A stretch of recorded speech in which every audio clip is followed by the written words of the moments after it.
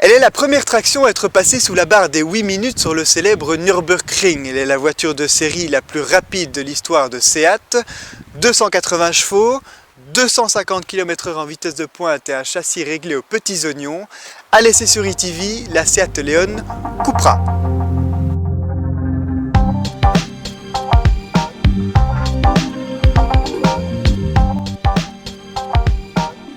En détrônant brièvement la Renault Mégane RS sur son terrain de jeu favori, Seat a prouvé que la Leon Cupra n'est pas là pour faire de la figuration. Visuellement, pourtant, on ne peut pas dire que la marque ibérique joue la carte de l'extravagance. Mis à part quelques touches sportives ci et là, à l'image des jantes 19 pouces, rien ne laisse présager que la bête cache 280 chevaux sous le capot et abat le 0 à 100 km/h en seulement 5 secondes 7.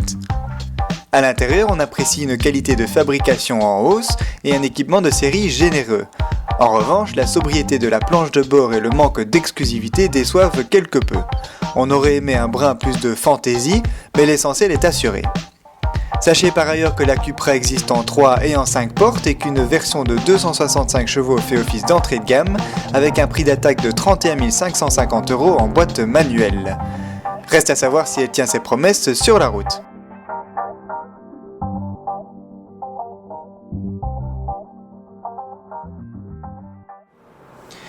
Ce que j'aime beaucoup avec cette Leon Cupra, c'est que contrairement à l'ancienne génération, on a vraiment le choix entre deux personnalités bien distinctes. Dans sa configuration la plus douce, la suspension pilotée offre un confort remarquable pour ce type de véhicule. Le moteur reste bien insonorisé, la boîte DSG est très bien calibrée, bref, on peut faire de longs trajets sans se fatiguer. Maintenant, si on veut s'amuser, il suffit de sélectionner le mode Cupra. Immédiatement, la réponse à l'accélérateur est plus réactive, la direction et la suspension se raffermissent, la sonorité du moteur se fait bien plus présente et on se retrouve avec un engin diablement efficace. La preuve en images.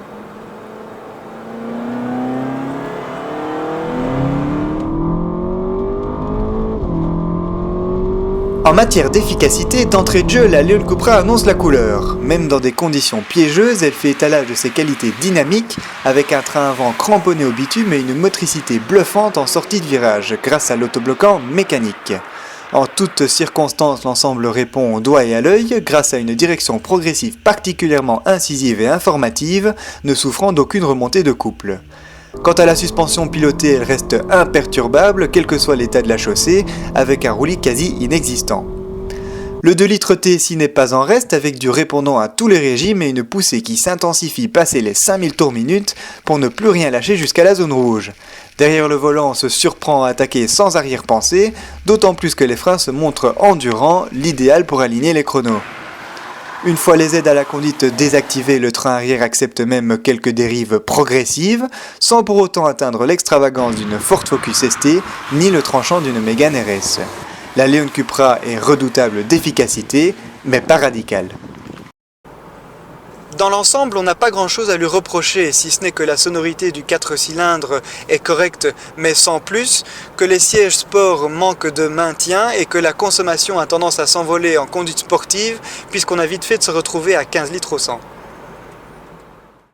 Pour conclure, s'il est vrai qu'il lui manque ce petit brin de folie pour devenir la nouvelle référence dans sa catégorie, il n'empêche que la Leon Cupra offre un rapport prix-performance qui vaut le détour, puisqu'elle affiche des performances similaires à une Golf R, en maintenant un prix inférieur à celui d'une Golf GTI Performance. Surtout, elle peut se targuer d'une efficacité proche de sa grande rivale française, tout en restant plus accessible et polyvalente au quotidien. Dans l'ensemble, c'est donc une très bonne surprise.